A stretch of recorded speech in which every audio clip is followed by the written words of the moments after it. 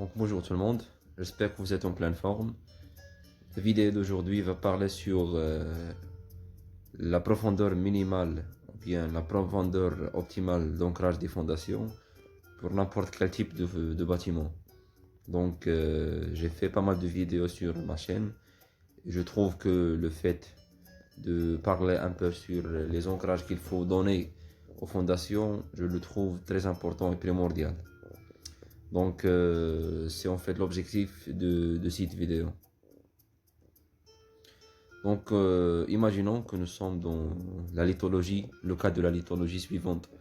Nous avons 70 cm de la terre végétale, surmontant une marne très plastique, surmontant à son tour des schistes peu altérés.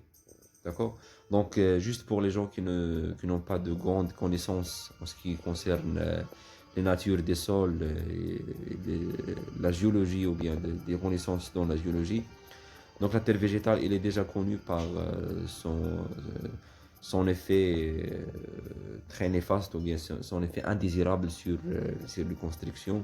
En général, on essaie de l'éviter. Pourquoi? Parce qu'il contient tout simplement de la matière organique. La matière organique, comme on sait, avec le temps, il va se décomposer, il va changer ses caractéristiques. Et du coup, nous sommes dans le cas d'un sol qui est variable, dont les caractéristiques géotechniques, ils sont variables. Donc, il vaut mieux de l'éviter et de la dépasser vers les formations qui résident au-dessous. La marne très plastique, en fait, déjà nous avons le caractère très plastique. C'est un caractère aussi très indésirable pour les constructions, que ce soit une argile très plastique ou bien une marne très plastique, à savoir même des limons qui peuvent avoir un degré de plasticité très élevé. Donc, déjà le caractère de plasticité élevé, c'est une caractéristique qui n'est pas désirable dans le domaine de la construction. Donc, on va chercher aussi à l'éviter. Donc, le bon sol ici, ce sont des schistes peu altérés. Donc, comme je viens de dire, ça reste un exemple. Donc, il y en a pas mal de sols sur lesquels on peut fonder nos bâtiments. Donc, la question qui se pose maintenant, où est-ce qu'on doit être nos fondations? C'est-à-dire, quel est le niveau d'ancrage dans lequel on doit fonder nos fondations, tout simplement. Donc, c'est ça la question que cette vidéo va essayer d'y répondre. Donc je vais essayer de travailler avec vous sur plusieurs cas ou bien plusieurs variantes. Dans un premier temps, nous allons imaginer déjà le niveau de dallage, il est indiqué dans l'image, le niveau de dallage du rez-de-chaussée. RDC, ça réfère au rez-de-chaussée. D'accord? Donc, est-ce qu'on pourra mettre notre fondation sur le niveau de la surface, la surface de la terre, du terrain naturel? Donc ça c'est impossible. Pourquoi? Parce qu'on va fonder notre bâtiment dans un premier temps sur la terre végétale qu'on vient de parler sur ses inconvénients sur les constructions. Et de notre part, notre bâtiment n'aura aucun ancrage. Comme si nous avons essayé de déposer notre bâtiment sans aucun ancrage dans le sol. Donc à n'importe quel type de mouvement de la terre, il va mouvoir librement. Donc le principe de la géotechnique, c'est de laisser le bâtiment ancré, serré dans la terre, dans le bon sol, tout simplement. Donc, on va essayer de dépasser les sols qui ne sont pas bons, tout en allant vers un sol qui va porter des caractéristiques désirables chez les bureaux d'études comme chez le géotechnicien. Donc, ce cas de figure est à écarter. De même, je viens de parler sur les inconvénients du du caractère de plasticité élevé. Donc, la même chose, si nous avons déposé notre fondation sur la marne très plastique, on aura un degré de plasticité qui va avoir des effets néfastes sur la construction. Donc, déjà par définition, le caractère plastique, ça veut dire que le sol a tendance à changer son volume sans changer ses caractéristiques. Donc, il peut revenir à son état initial. Mais le sol, comme je viens de dire, le sol peut revenir à son état initial, mais est-ce que le bâtiment va revenir à son état initial? Donc, c'est ça la question qui se pose. Donc, c'est impossible. Une fois le bâtiment est fissuré, une fois il a entré dans la phase des ruptures et des dégradations, il ne va jamais revenir à son état initial. Donc c'est ça le risque en fait des schistes, des sols qui sont très plastiques. Donc passons maintenant au troisième cas de figure, c'est celui de fonder notre fondation au niveau des schistes peu altérés. Donc en fait ça c'est la meilleure c'est la meilleure solution en fait. Mais est-ce que cet ancrage est suffisant? Donc la question qu'on va essayer d'y résoudre maintenant, c'est ça. Est-ce que cet ancrage est suffisant? Donc j'attire votre attention, ou bien je vous invite tout simplement à aller lire le RPS 2011 du Maroc. D'accord? Donc ça parle des conditions parasismiques ici au Maroc. Et c'est ce rapport en fait, c'est ce document qui cite les exigences sur les ancrages des fondations. Donc moi je vais essayer en fait de vous donner le résumé de ce qu'il dit à ce propos. Donc nous avons un minimum d'1,20 m par rapport au terrain naturel. Non pas par rapport au niveau du dallage, mais par rapport au niveau du terrain naturel. C'est-à-dire là où nous avons le zéro. Donc maintenant, notre fondation, elle est à combien par rapport au TN, au terrain naturel? Nous avons 70 cm plus 90 cm. Donc ça va nous amener à 1,60 m. 1,60 m. Donc déjà, nous avons bien dépassé 1,20 m. Donc 1,20 m qui est dicté par le RPS, elle est déjà respectée. Donc c'est un ancrage ou bien c'est une profondeur minimale. Donc nous l'avons déjà dépassé.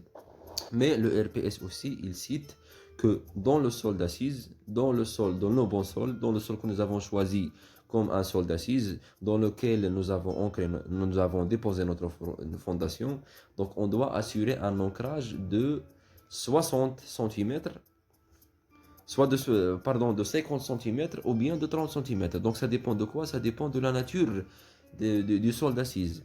Si elle est rocheuse, donc 30 cm seront suffisants. Mais par contre, lorsque nous travaillons dans un sol meuble, nous devons obligatoirement faire un ancrage de 50 cm. Donc pour nous, les schistes peu altérés, ce sont des roches. Pour les gens qui connaissent, qui ont des notions sur la géologie, déjà les schistes, ce sont des roches qui appartiennent à l'ère primaire. Donc, les schistes, ils appartiennent aux familles des roches. Donc ici, l'ancrage, ça sera combien? Ça sera tout simplement 30 cm. Donc, ajoutons 30 cm à 160 cm déjà calculé, nous avons obtenu 1,90 cm. Donc, l'ancrage total qu'il faut mettre dans ce cas de figure, c'est 1,60 m, 90 cm. Donc, c'est un exemple que vous pouvez appliquer pour les autres cas de figure. Et je pense que c'est clair. On passe à autre chose. Donc, en ce qui suit, j'aimerais bien vous dire que les fondations en général, ils n'ont pas des poteaux qui sont très profonds en fait. C'est-à-dire le pied de la semelle ne doit pas être très profond. En général, quelle est la solution qu'on doit mettre? C'est ce qu'on va voir par la suite. Donc, obtenons le cas de figure qui est correct ou bien qui est juste. Les fondations du bâtiment, en fait, on n'aura pas qu'une seule. J'ai travaillé sur une seule fondation, mais pour un bâtiment, il y aura plusieurs fondations. Donc, quel est le problème ici? C'est que lorsque nous travaillons dans des profondeurs qui sont énormes, il y a lieu à mettre en place beaucoup plus de longrines, beaucoup plus de chaînage. Donc, soit qu'on va mettre du chaînage ou bien des longrines. Donc, nous, pour éviter ces doubles longrines ou bien ces doubles chaînages, on peut procéder autrement, c'est-à-dire en diminuant l'ancrage total des fondations et en remplaçant l'ancrage final par du gros béton. Donc on va limiter la profondeur d'ancrage de la fondation jusqu'à 1,20 m et on va continuer par du gros béton. L'avantage que porte le gros béton, c'est qu'il ne contient pas des armatures. Pour des profondeurs qui ne sont pas énormes, pour des profondeurs qui sont inférieures à 4 mètres, ce n'est pas la peine de mettre en place des armatures. Donc le gros béton, déjà, sa classe, elle est faible. En général, on parle de 15 mégapascales. Il ne contient pas des armatures. Il va nous garantir la transmission des charges transmises par les fondations vers le sol d'assise. Donc, c'est comme une transition de la fondation tout en éliminant le fait de mettre en place double long green ou bien double chaînage. Donc ici, nous avons limité le niveau de bas de la fondation à 1,20 m et le reste a été fait moyennant du gros béton. D'accord? Donc les deux cas en fait ils sont possibles, mais en général les bureaux d'études cherchent à faire des études économiques et ces études économiques mènent à éliminer, à diminuer le nombre de chaînages et de longrines. Pourquoi? Parce qu'ils contiennent des armatures, parce qu'ils vont ils vont contenir des bétons qui ont une résistance plus grande que le gros béton. Donc pour tout ça, l'étude économique va en général mener à mettre en place du gros béton au lieu de laisser la fondation enchaînée par un chaînage ou bien par des longrines.